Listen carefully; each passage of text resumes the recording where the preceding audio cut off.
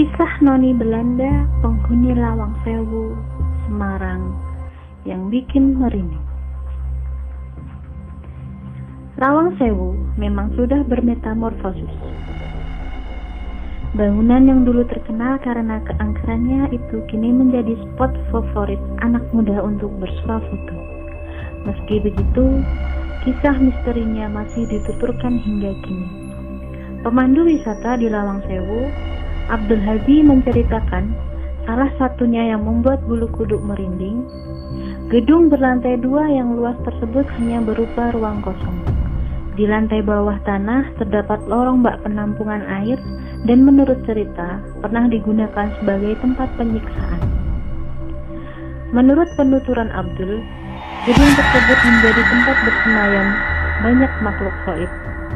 Tapi ketenangan para penghuni gedung terusik gara-gara sebuah acara stasiun televisi swasta dari Jakarta yang memanggil mereka dengan sesajen. Acara televisi tersebut dikatakan ibarat membangunkan orang yang sedang tidur dalam kedamaian, sehingga kemudian berkeliaran dan menampakkan diri kepada pengunjung. Karena dibangunkan, makhluk halus tersebut kemudian meminta sesajen lagi, dan kalau tidak mendapatkannya, mereka akan mengganggu pengunjung lain, kata Abdul dengan mimik wajah serius. Pada sebuah kesempatan saat memandu, seorang wisatawan kepada Abdul mengatakan bahwa ia melihat seorang noni Belanda dengan pakaian serba putih berdiri di pojok ruangan. Ada juga pengunjung wanita yang diyakini dimasuki oleh roh gaib. Tiba-tiba melakukan gerakan tari balet di salah satu lorong. Padahal dalam sehariannya wanita tersebut sama sekali tidak memiliki bakat menari, apalagi tari balet. Beberapa cerita mengenai makhluk halus penghuni Lawang Sewu yang dikemas sedemikian rupa membuat pengunjung seolah terbawa pada dunia gaib. Tidak sedikit yang mengaku merinding. Salah seorang pengunjung wanita, Denti, asal Jakarta, sampai meminta tolong kepada rekannya agar ditemani ke toilet yang terletak di salah satu pojok bangunan dan saat itu sepi pengunjung. Cerita mengenai penghuni Lawang Sewu dan segala keseruannya yang membuat bulu kuduk berdiri hanyalah sisi lain dari sejarah gedung tersebut. Sebagai sebuah bangunan bersejarah, Lawang Sewu memang menyimpan banyak kisah menarik, terutama mengenai sejarah kolonialisme Belanda di tanah air.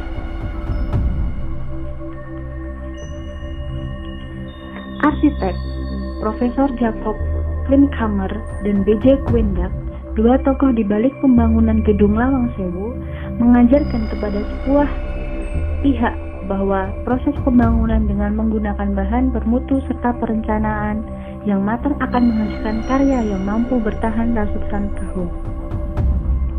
Tidak hanya soal mutu bangunan, tetapi juga estetika. Contoh kecilnya adalah soal pipa saluran air hujan yang rapi mengalir, tanpa menimbulkan genangan saat musim hujan.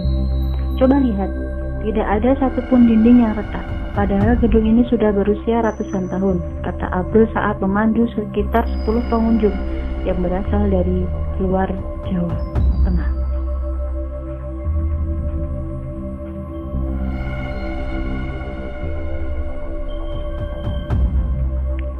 Dengan membayar 70.000 sebagai jasa untuk satu kali pemanduan yang berlangsung sekitar 1 jam, pengunjung bisa mendapatkan penjelasan Abdul soal Lawang Sewu.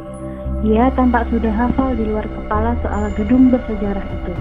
Untuk lebih meyakinkan pengunjung yang dipandunya, Abdul terlebih dahulu memperlihatkan kartu anggota Himpunan Pramu Wisata Indonesia HPI Cabang Semarang.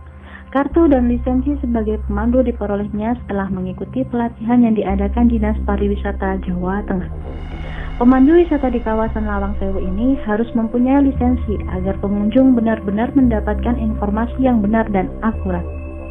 Tidak sedikit pemandu abal-abal yang asal memandu supaya dapat uang, kata Abdul yang sudah lebih dari 20 tahun menekuni profesinya.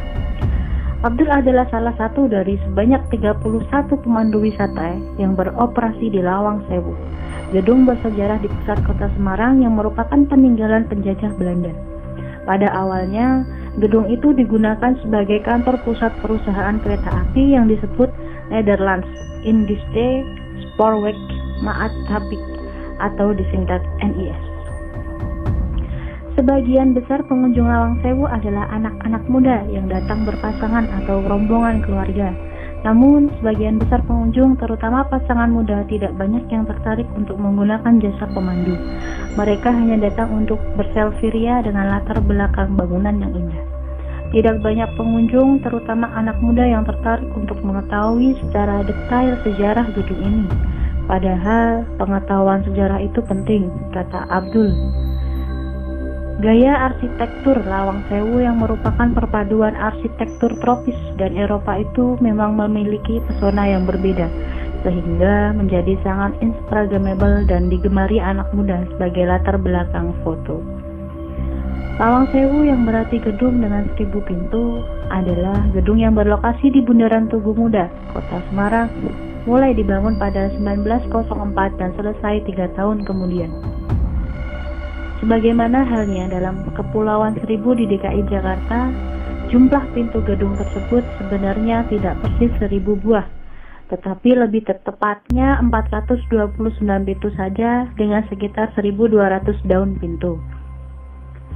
Sampai 1994, Lawang Sewu masih digunakan oleh pemerintah sebagai kantor kereta api Indonesia.